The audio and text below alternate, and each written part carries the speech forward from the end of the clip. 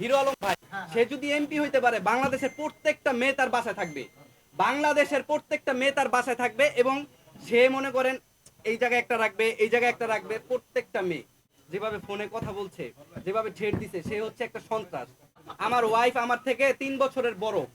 ঠিক আছে, আমি একটু একটু শেষ করি। ভাই সব পাবলি কি একসাথে হইছে না? আরে ভাই জোড়া লাগা গেছি গা, সব পাবি একসাথে না। না, হিরো আলম ভাইয়ের সাথে আমার কোনো দ্বন্দ্ব নাই।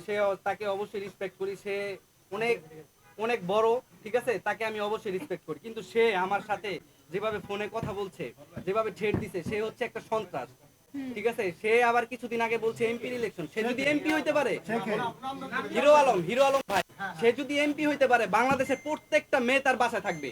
বাংলাদেশের প্রত্যেকটা মেয়ে তার বাসায় থাকবে এবং সে মনে করেন এই জায়গায় একটা রাখবে, এই জায়গায় একটা রাখবে। প্রত্যেকটা মেয়ে। আমার ওয়াইফ আমার থেকে 3 বছরের বড়। ঠিক আছে, আমি একটু একটু শেষ করি। ভাই সব পাবলি কি একসাথে হইছে না? আরে ভাই জোড়া লাগা গেছি গা, সব পাবি একসাথে না। সবাই আছে। আমি আসছি আমার বউরে নিয়ে আসে এক্স ওয়াইফ যা মন চাই করুক, কিন্তু সে আমার বউরে নিয়ে শিখাই দিছে। আমার বউকে শিখাই দিছে তুমি এইটা বলো, ওইটা বলো। আমার বউয়ের সাথে ডিভোর্সের আপনার 2 সপ্তাহ আগে। আপনার বউ হয় কিভাবে সে? সে জাহান্নামে যাক, আপনার কি? পুরোটা শেষ করি। আপনি এক্স বলেন, এখন তো আপনার বউ না সে। আমার এক্স ওয়াইফের সাথে 14 দিন আগে আমার ডিভোর্স হয়েছে। ঠিক আছে, মানে আই ডোন্ট কেয়ার, সে যা মন চায় করুক। কিন্তু বদনাম বলে। কিন্তু হিরো আলম তার সাথে তাকে নক দিয়ে, ওই যে তার সাথে আমি ভিডিও বানাইছি।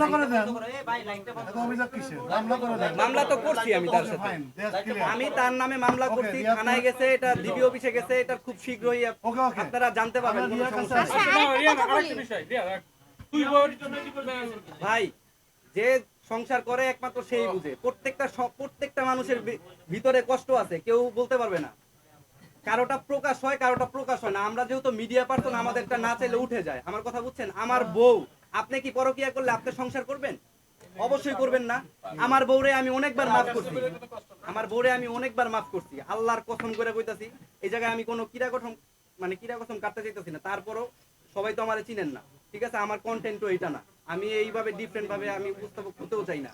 আমার বউ মনে করেন পরকিয়া করে, এক্স বউ, আমার এক্স বউ সে হচ্ছে পরকিয়া করে। এটা আমি মাইনা নিতে পারি নাই। 3 বছর ঠেলামেলা আমি চালাইছি। লাস্টে যেই সিম কার্ড আমি দেখছি, নিজের হাতে নাতে আমি ধরছি। তার সে যে আরেকটা ছেলের সাথে যে মনে করেন ভিডিও মিলামিশা আছে, সেটাও আমার কাছে আছে। আমার কথা বুঝছেন? তো আমি তার খারাপ চাই না, আমি শুধু চাই সে যেন আমার পিছে না লাগে। আলম ভাই কি করছে, না, হিরো না, না, আলম ভাই আসামি দেখেন, করে দিন, ভাই হয় আমি না। চালাইন, আমি চলে যাবো। দূর। এই কাকা তুমি খাবো দি? আসামি কখনো ভাই হয় না। এক্সকিউজ মি, স্যার ভাই। এই যে আচ্ছা হিরো আলম, ভাই, আসামি। আপনার কাছে আমি একটা জিনিস দেখাই। হিরো আলম, নাম ধরে বলতে হবে, ইয়েস। হিরো আলম, আমি তার সাথে আপনার ওপেন স্পটে ভিডিও করছি, রাইট? আপনারা সবাই দেখছেন। কখনো তার সাথে হচ্ছে আমার ডুয়েট কোনো ঘরে দেখছেন, কোনো হোটেলে দেখছেন, কোনো জায়গায় দেখছেন? নাই, দেখবেন না। আমি ওরকম ওই চরিত্র ছেলে না।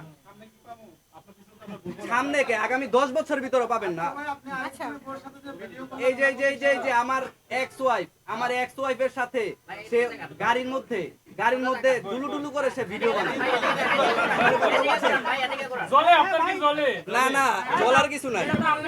আপনিও প্রেম করেন, আমি চাই আপনিও প্রেম করেন, আমার কোনো সমস্যা নেই।